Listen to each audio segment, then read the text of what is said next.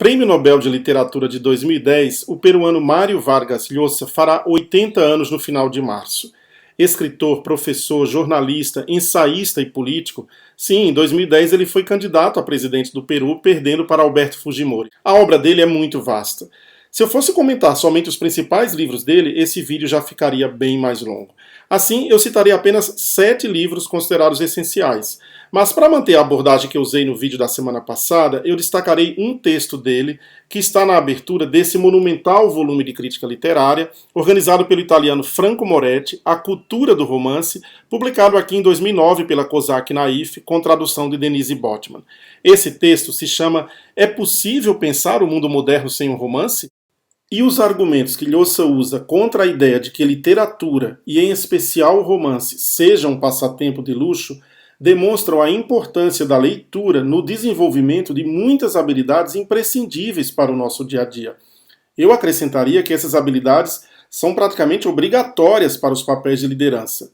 É um texto que deveria ser lido e discutido por pais, professores, educadores e líderes em quaisquer campos de atuação. Mas vamos aos 7 livros essenciais.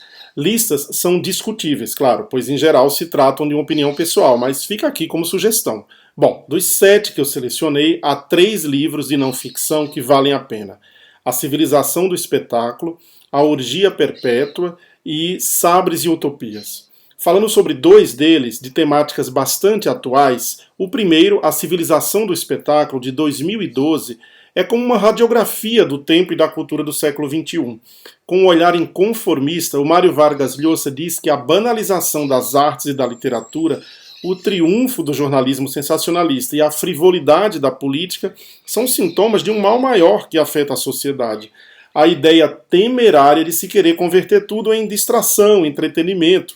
Seria como se todo texto, ou mesmo um filme, por exemplo, tivesse obrigatoriamente que ser agradável. Não que não tenha que ser, mas todo filme teria que ser agradável, divertido, ou, para usar uma palavra ônibus que serve para tudo hoje em dia, bacana. Já Sabres e Utopias é uma coletânea de artigos na qual ele fala sobre os mais diversos temas: política, direitos humanos, literatura e artes plásticas, economia e história.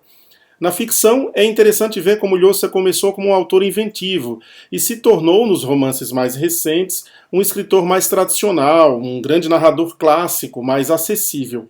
Em ficção, eu destacaria 4 livros.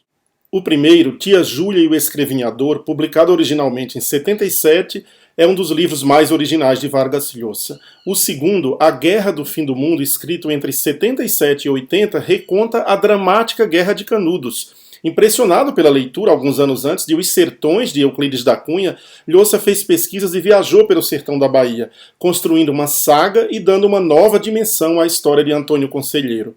O terceiro, Travessias de uma Menina Má, de 2006, conta a história de um amor arrebatador, ao mesmo tempo que traça um quadro das transformações sociais europeias e as convulsões políticas da América Latina. E por último, um mais antigo, de 69, cujo título é Conversa no Catedral.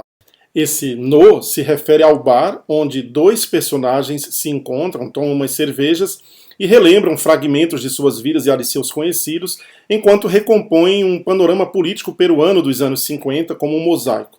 É um áspero retrato da ditadura que governou o Peru entre 48 e 56, mas há 3 histórias. A da vida pública, que seria a política, a da vida privada dos personagens e a aventura da linguagem. O Llosa usa diálogos intercalados, misturando as falas dos personagens, além de alguns delírios linguísticos. Voltemos agora ao texto que eu mencionei antes. O título é possível pensar o mundo moderno sem um romance?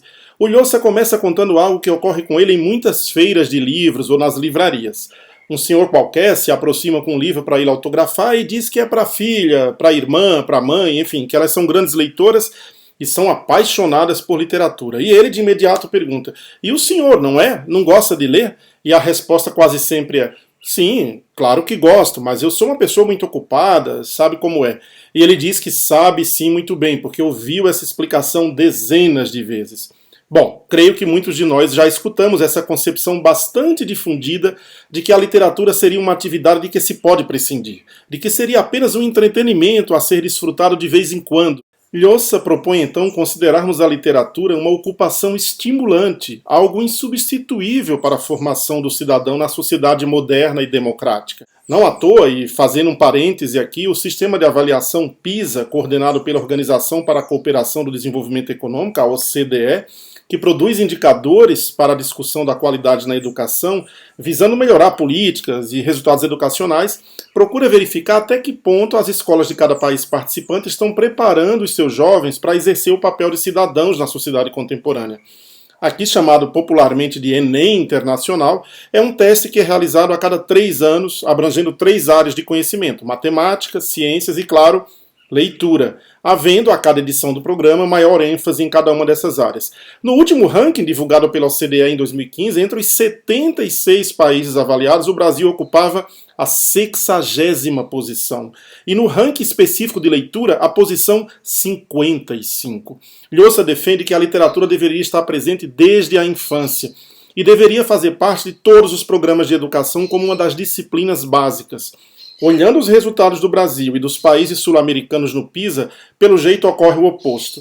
A literatura tende a ser posta à parte pelos indivíduos, não só pelos jovens, claro, e mais do que isso, desaparece ou é relegada a um plano inferior nos currículos, como se tratasse de um conhecimento que se pode prescindir. Llosa ressalta que vivemos numa época de especialização do conhecimento, causada pelo fantástico desenvolvimento científico e tecnológico, o que nos trouxe muitos benefícios e tem sido o motor do progresso, mas também trouxe consequências negativas, como a fragmentação em compartimentos estanques de conhecimento.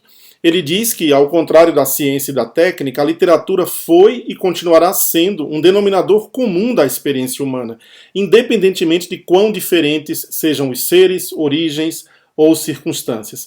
Assim, e ainda de acordo com o texto de Llosa, ler boa literatura é divertir-se e também aprender o que e como somos em nossa integridade humana, ou nessa soma extremamente complexa de verdades contraditórias de que é feita a condição humana. Graças à literatura, a vida se compreende e se vive melhor, e entendê-la e vivê-la melhor significa vivê-la e partilhá-la com os outros. Intuitivamente, um dos primeiros efeitos benéficos da leitura ou da literatura se verifica no plano da linguagem. Numa passagem do texto, o Llosa diz que uma comunidade sem literatura escrita se exprimiria com menos precisão, riqueza de nuances e clareza do que outra cujo instrumento principal de comunicação, a palavra, tivesse sido cultivado e aperfeiçoado graças aos textos literários. Isso vale também para os indivíduos, obviamente. Uma pessoa que não lê, ou que lê pouco, ou que lê apenas porcarias. Sim, há muitos leitores, mas infelizmente de lixo impresso ou digital, pode falar muito, mas dirá quase sempre poucas coisas, porque para exprimir-se dispõe de um repertório reduzido e talvez inadequado de vocábulos. Não se trata apenas de um limite verbal, é ao mesmo tempo um limite intelectual e de horizonte imaginário, uma indigência de pensamentos e de conhecimentos, porque as ideias e os conceitos que nos permitem apropriar-nos da realidade não existem dissociados das palavras. Nesse texto, Llosa reforça que aprende-se a falar com precisão, com profundidade e com rigor graças à literatura. Nenhuma outra disciplina ou ramo das artes pode substituí-la na formação da linguagem com que as pessoas se comunicam. Falar bem, dispor de uma linguagem rica e variada, encontrar a expressão adequada para cada ideia ou emoção que se queira comunicar, significa estar mais preparado para pensar, ensinar, aprender, dialogar e também para fantasiar, sonhar, sentir e emocionar-se. Se nós pensarmos bem, de uma maneira sutil, as palavras reverberam em todas as ações da vida, até mesmo naquelas que parecem muito distantes da linguagem. Outra razão para se conferir ao romance e, por extensão, à literatura, um lugar decisivo na vida das nações, é que sem ela o espírito crítico, motor da mudança histórica e o melhor defensor da liberdade de que dispõem os povos, sofreria um empobrecimento irreparável. Llosa segue desfiando outros argumentos em defesa da necessidade de ler. Creio que esses dois de que falei, o enriquecimento da linguagem, do pensamento e da comunicação, mais a formação do espírito crítico, já são bem suficientes. Encerro com a frase final do ensaio de Mário Vargas Llosa. Ele diz assim: há que ler os bons livros e incitar a ler, e ensinar a fazer isso a quantos venham depois de nós, nas famílias e nas aulas, nos meios de comunicação de massa e em todos os setores da vida comum, como uma ocupação imprescindível, pois que é a quem imprime a sua marca em todos os demais e os enriquece.